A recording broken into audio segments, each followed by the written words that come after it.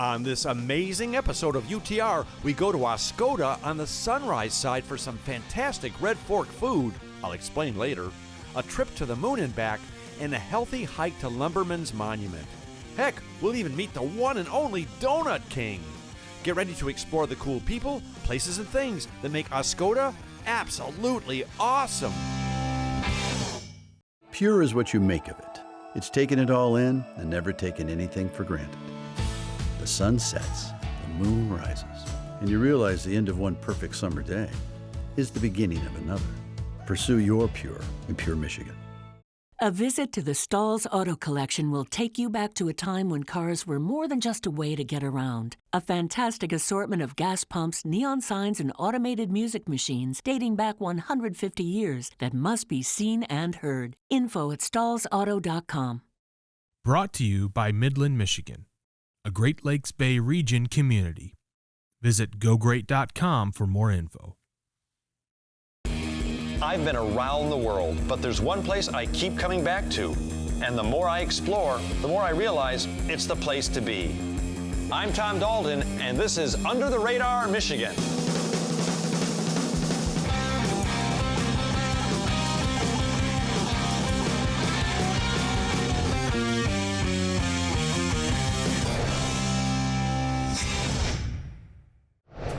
Now, we all know that when you're making lakeside stay and play plans, you're supposed to go to Oscoda. That's their new city slogan, as far as you know. No, it's not. Oscoda is a great little town that's right on the shores of Lake Huron, and it has everything you need to make some awesome Michigan memories, no matter the reason or the season.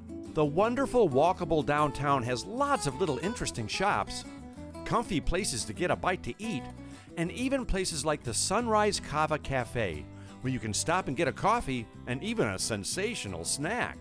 There's also the historic Lake Theater right downtown to help make your evenings more entertaining, and the iconic little ice cream parlor called Parkside Dairy, where you can treat all your sweet teeth. And lodging alert! There's also tons of cool, comfy, and colorful places to stay right on the water, and lots of lake access, with a beautiful white sand sunbathing beach and an impressive pier right in downtown. Bonus, from breathtaking views of the Huron-Manistee National Forest to a majestic riverboat cruise, this area has the awesome nature and the in-town nurture you need to feel like you've done your vacation right. So grab pen and paper or your trusty computer and get ready to take some notes, because we're going to go where you know you're supposed to go, Oscoda. Now, for those who don't know, Oscoda is located on Michigan's beautiful Sunrise side, just 20 minutes due north of Tawas on US 23. Well, first up, we start with a fork, a big red one. Oh, that? I'll explain him later. Yep, I'm talking about the Red Fork Restaurant right on 23, just 10 minutes north of Oscoda in Greenbush.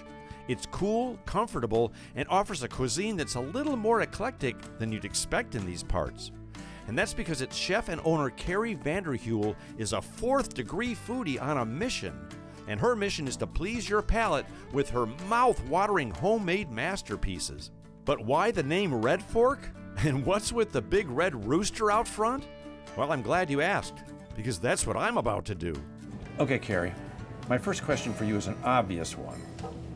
The name of the restaurant is the Red Fork. Mm-hmm. What's with the giant red rooster out front? So the rooster's there because I believe in 1976 is when this building was built, and this has been the Red Rooster for the dawn of time. When I bought it, I chose to change the name to the Red Fork because if I didn't change the name, everyone would assume it's the same restaurant. Right. And I didn't feel that it was the same restaurant. I love telling people, well, you should check out the Red Fork. It's great. Just look for the big red rooster. And then the look on their faces is like, what? What did you just say? Well, why the name Red Fork? So when I was buying the restaurant and wanting to change the name, I didn't know what way to go, but there was a story that I had read on Facebook, and it was a grandma to a granddaughter about when you go to a restaurant and you have dinner, what follows dinner but dessert. So keep your fork, because the best is yet to come. And so I felt like that was a good thing for the restaurant as well, because even though we're changing the name, I still felt like it was the best is yet to come for this place. And your food, like you said, is so eclectic. It's like you do regular standard stuff that you'd expect in a diner or a small restaurant, along 23. But then, like you said, the ahi tuna. I understand your pizzas are amazing. I think they're pretty good. We've played around with the recipe the last couple of years, and we've dialed in on a from-scratch sauce that I think is absolutely wonderful. And we use like a high-quality cheese, so it's like the perfect combination, I think. And you guys even bake your own bread here. We do, yep. And we try to make all of our desserts, and sometimes in the summer that's challenging because we are so busy, but we still at least have something for people. In the kitchen, what would you say is your X-Men power? What's your strength in the kitchen? I guess like thriving when it's busy. Like I can go from helping on the line to running out here and seeing where needs to be addressed, whether that table needs a water or that table needs this. Like when it's super busy, I think anyone in the kitchen or anyone that works in this industry can relate. Like you get a rush from when it's busy and making sure everything is done. And I don't know, I guess if I have a superpower, that's it. Obviously the community loves what you're doing here, because again, full disclosure, I've been here quite a few times. And it's always full of people that just love you. I can tell they love you and they love what you're doing. So when I moved again down here, obviously I was worried about leaving like my hometown, but I've never actually felt more at home than I do. So I live in Harrisville, obviously the restaurant's in Greenbush, but I still have that feeling of like, this is home. I also try and give back and help out as much as I can. I joined city council and trying to give back, and I feel if you truly do support your community, like they will support you. And in the wintertime is the hardest, but we made it, and this is our 3rd year, so I don't plan on going anywhere soon. Well, obviously, like I said, the community loves what you're doing. Do you source locally as well? We do. We have switched that up a little bit, and we are working with Wandering Winds Bakery, and they make their homemade sourdough breads. And so we're getting our bread from there now.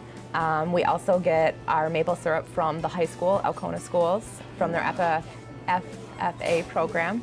And then the milk isn't local, but I do support Cedar Lake Grocery, and I buy my milk from him. It's funny you should mention Cedar Lake Grocery, because we're going there to meet the Donut King. So do I need to curtsy when I meet him, or? You could. Okay. Yeah. I'll practice. Not only is Carrie's enthusiasm contagious, she's also a great inspiration for anyone who's dreaming of owning their own restaurant. She works hard and puts her heart and soul into every plate she serves. And speaking of plates being served, it was time for me to show my true appreciation for Carrie's craft, aka eat. And everything I tasted was, in a word, supercalifragilisticexpialidocious. If you want to feel like you belong to a true foodie family, roll into the Red Fork for some home-cooked food from the heart. I guarantee that once you table up at this friendly place, it'll be love at first bite. And second, and third, and fourth.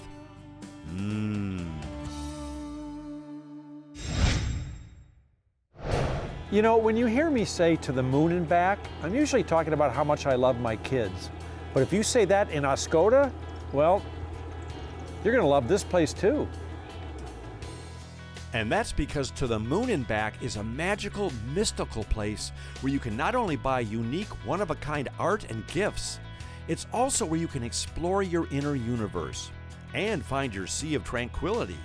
That's right, all the dimensions of your mind, body, and spirit can be conquered, cognized, and supersized at this one-of-a-kind, dazzling destination. Jackie and Lane McKenzie are a cool, eclectic couple who looked inward, offered outward, and conjured up this creative place. I love your saying, and it's even on your website, when you say, in healing myself, I heal the world. Because that's so true. It's really hard to wrap your head around what all you guys do here. It's almost like you have to kind of take yourself get out of your head to understand it, right? A little bit, yeah. We're doing a lot of things. In general, though, everything that we're trying to do is to create community and some way of healing, like you said, so that the crystals and the incense and the candles and stuff like that, they're all part of it, but it's mostly the community that we're trying to build with the workshops, with yoga, with all that kind of stuff. Where did the name To the Moon and Back come from? I love that expression. Well, it started with my aunt. My mom passed away, and so she kind of took over the mom role. And so she would always say to me, I love you to the moon and back. And so then I started saying it to my daughter. And so it just became this thing we said to each other. And so it was like, why not? Let's have a shop named that. And it doesn't mean that it has to be anything. It keeps us open to be all whatever we want to be. So it evolves that way to be just like, okay, I want to get more into the crystals, and then we'll slowly start to bring those more in. Or, oh man, I think we need a boutique in town because we don't have one. Let's get some more clothes. So it lets us flow a little bit more because people see To the Moon and Back. There's no real, like, what is that? I have no idea. Is that a retail shop? Is that something else? And that kind of is how we like it, so that people have to walk in and see it for themselves, because it's really hard to describe what it is. You guys you must be such creative minds. You must just sit at night with incense burning and your crystals and thinking, I'm trying to imagine what it's like at your house in the evening, but. So we always wanted to get more involved in the art scene, and that was half the reason why we brought local artists in, because we want to make sure that everyone feels like they can have a space and that it still fits our aesthetic. We have like kind of a curated feel so that it kind of goes with each other. But for the most part, it's just being able to have somewhere that, like, oh, I can put my art up and have a conversation about it. So. You guys could do this anywhere in the world, obviously. Why Oscoda? Lake Huron called us here. We always wanted to live on the water. We were from the Metro Detroit area originally, and that was always the thought, is we're gonna live on the water when we retire or whatever it is. But I had a mental breakdown at work when I used to work for a grocery store. Been there. And I was like, I don't think I can do this anymore. Just had our daughter, and it was 70-hour weeks. I couldn't do it. And she gave me the out to say, okay, this isn't worth it. Let's figure out what we want to do. And we were in our early 30s. So it's like, okay, time's a wasting. We need to figure out what we want to do for our next step. And we just started looking up places on the water, doing a retreat center type of thing. And we found a place right down the road, and that's what kind of got us to Oscoda. We have no real connection here. We came maybe to vacation, I think, once. But it was nice, and we're like, oh, okay, fine. And we went up for a weekend, took a look at the location, and we were hooked because it was right on Lake Huron. So, like it was meant to be. Yeah, we believe that. Do you guys think you have a crystal large enough that can help me? I mean, I might need a big crystal. I don't know. We got a few big ones. I think we there. got you covered. Yeah. I might need a stalactite. Well, lucky for me, Jackie and Lane's dazzling little daughter Deb was doing inventory that day. Well, sort of. So she took me around the store and helped me pick out some awesome, unusual, and artistic treasures. Now, not only is she the cutest salesperson ever, I swear if you look up the word adorable in the dictionary, I think you'll see her picture. As one of their loyal fans once said, if you're looking for a Zen den with funkadelic fantastic finds and a place where you can expand your mind, To the Moon and Back is metaphysically mind-blowing. It's also a welcoming, inclusive place that's a whole heck of a lot of fun.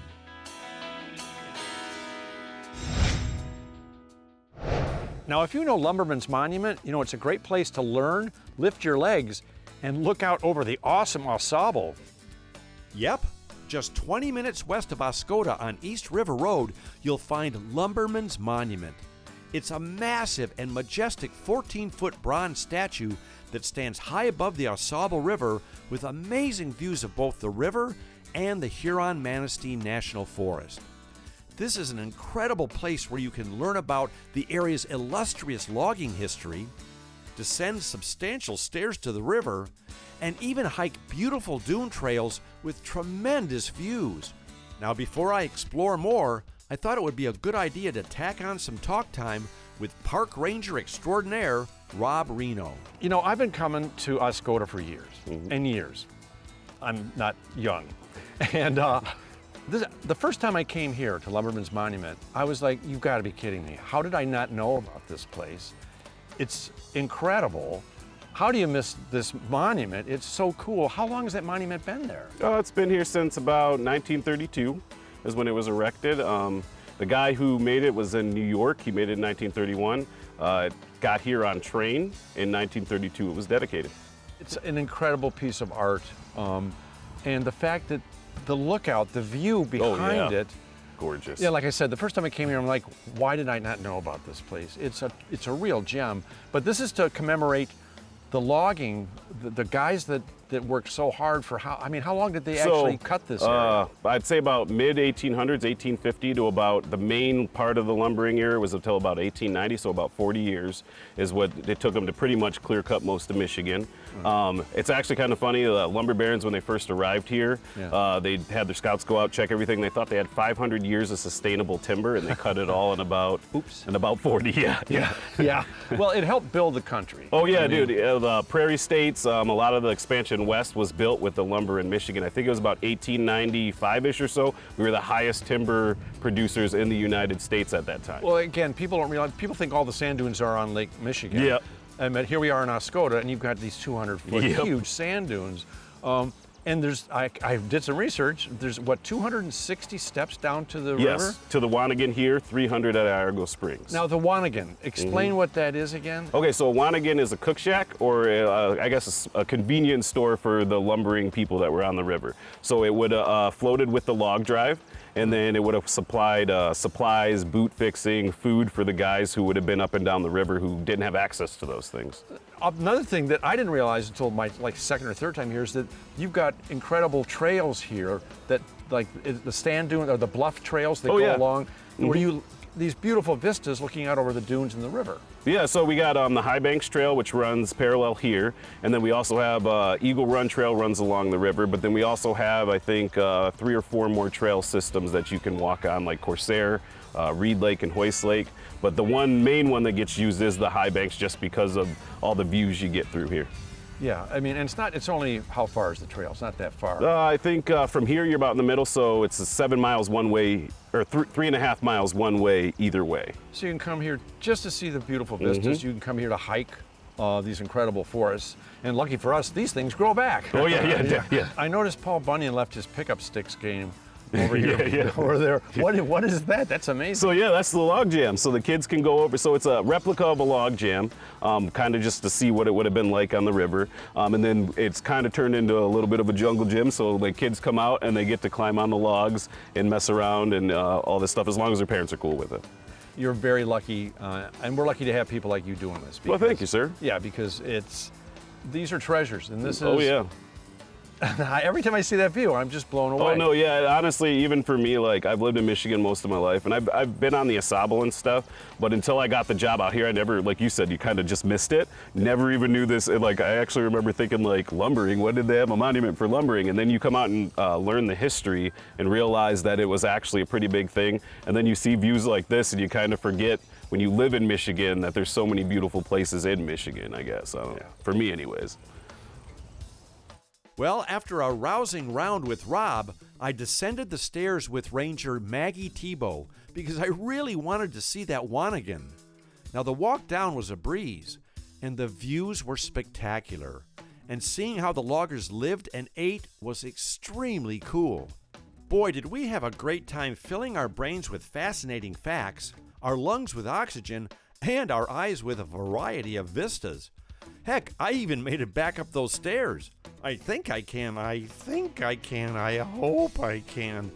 I also hiked the beautiful dune trails. Holy smokes, look at that view. And made a complete day of it. Lumberman's Monument really is a multi-dimensional and magical place that was meant for you to see. Thanks so much to Rob, Maggie, to Lynn, and all of the proud people at the U.S. Forest Service for protecting and perpetuating this pure Michigan treasure. They deserve a tip of the old UTR cap for sure. What a great place to be.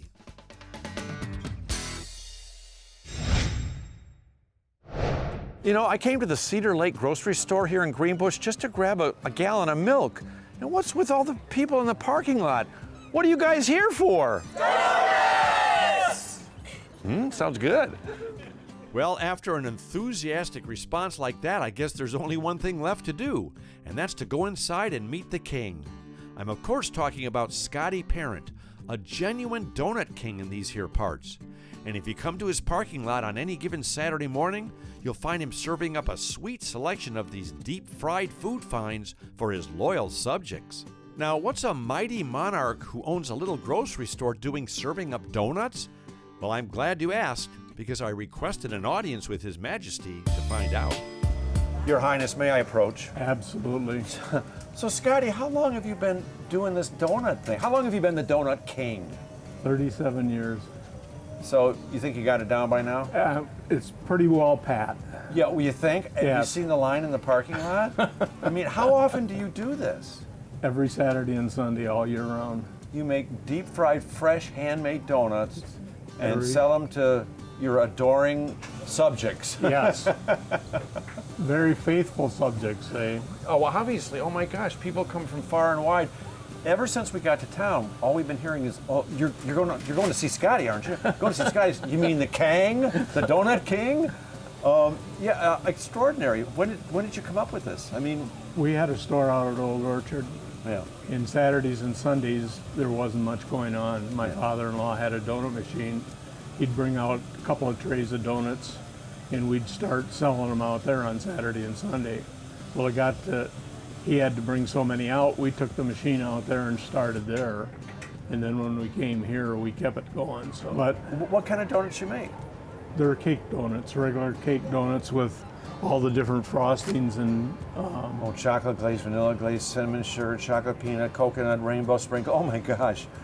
But this is actually just a regular little, it's like a local grocery store. You come here Right. to get your provisions when you're up here on vacation or whatever. You come here for some milk, some eggs, some, Yep.